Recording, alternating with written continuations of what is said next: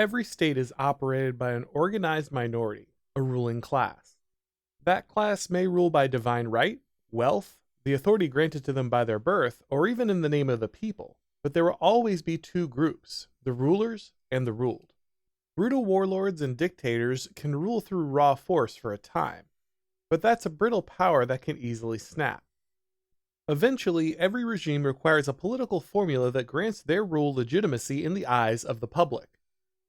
In America and the wider Western world, elections are the only acceptable legitimating mechanism for state power, and other political formulas are considered authoritarian.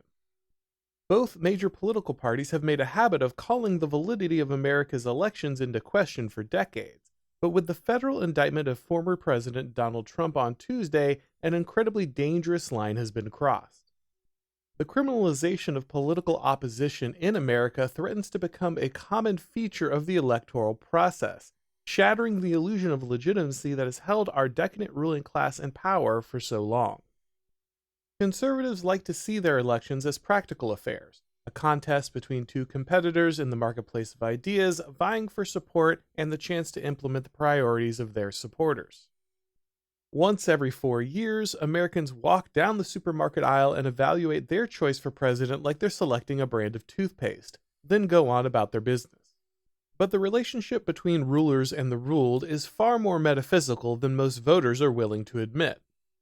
Americans believe in popular sovereignty, and, like the coronation of a king, elections are a ritual meant to affirm their faith in the system by which they transfer authority to the ruling class. Humans will always invest their leaders with some portion of their hopes, dreams, and identity. This might sound silly to modern ears, but one only needs to remember the fainting spells of supporters at Obama rallies or the former president's speech about causing the waters of earth to recede after his election to see this manifested on the left. The right's constant worship of the ghost of Ronald Reagan and the numerous pictures of Trump being guided by the hand of Jesus Christ shows that this is not a one-sided affair. When the left now invokes our sacred democracy, they're speaking to a real belief that people hold whether they realize it or not, and the validity of that belief must be protected if the regime is to survive. Donald Trump now faces 3 counts of criminal conspiracy and 1 count of obstruction for repeatedly and publicly questioning the fairness of the 2020 election. It should be obvious that making it impossible to question the fairness of a political process through the exercise of an individual's First Amendment free speech protections ends any chance at substantive political opposition. And it is obvious. That's the point. The alleged co-conspirators named in the Trump indictment were attorneys who were offering advice to a client. It's not just the ability to question electoral results that's being threatened, but core aspects of due process and freedom of speech that are enumerated in the Bill of Rights. Questioning the legitimacy of elections is a tradition as old as elections themselves. Voter fraud has and always will exist at some level, and the fervent denial of that basic fact raises questions of its own.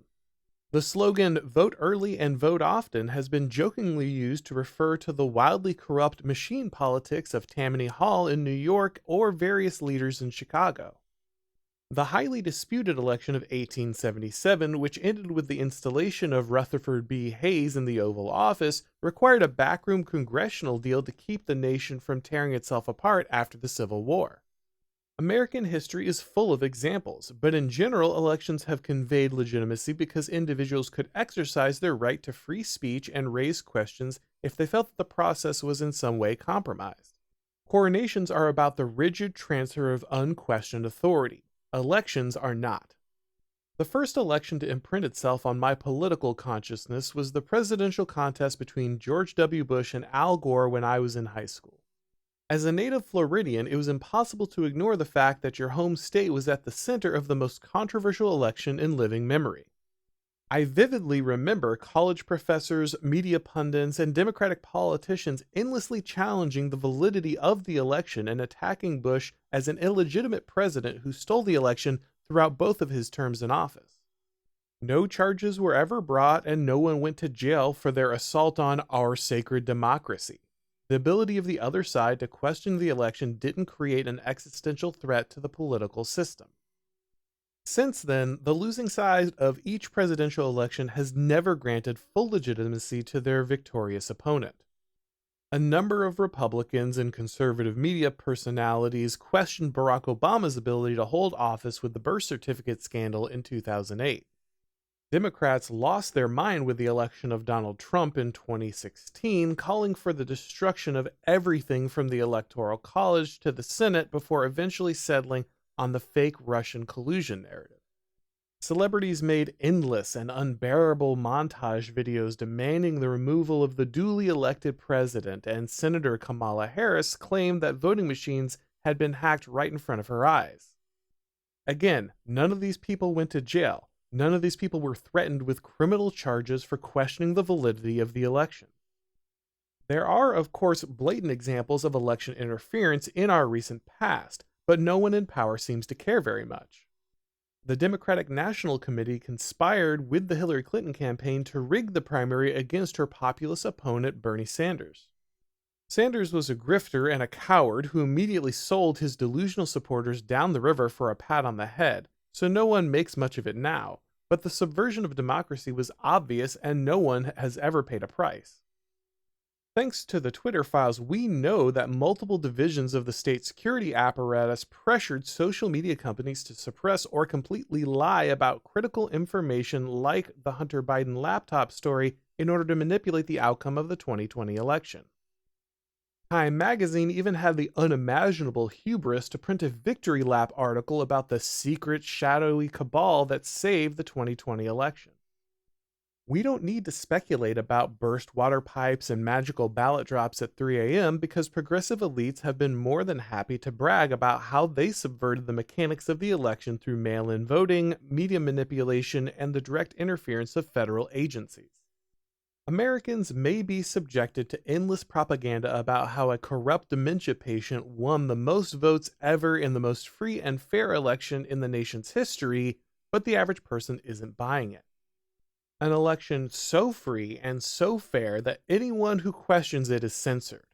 An election so free and so fair that those who protested are indefinitely detained. An election so free and so fair that the political opposition must be federally charged and face years in prison. The last bits of regime legitimacy are being shredded by those who can no longer be bothered to maintain the clown show that has stood in for rule of law. Our elites are playing recklessly with the most fundamental myths of the nation, the rituals that grant their power validity in the first place. And once those spiritual ties between the rulers and the ruled have been broken, things get ugly. Fast. Thanks for watching, guys. If you enjoyed this video, go ahead and click like, and if you haven't subscribed yet, now is a great time to do so. If you'd like to get these broadcasts as podcasts, make sure that you subscribe to Auron MacIntyre Show on your favorite podcast platform, and when you do, make sure to leave a rating or review. It really helps with all the algorithm magic.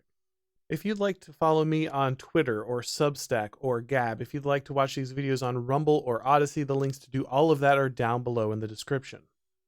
And of course, you can read all of my columns and watch all of these shows over at The Blaze. Thanks for watching, guys, and as always, I'll talk to you next time.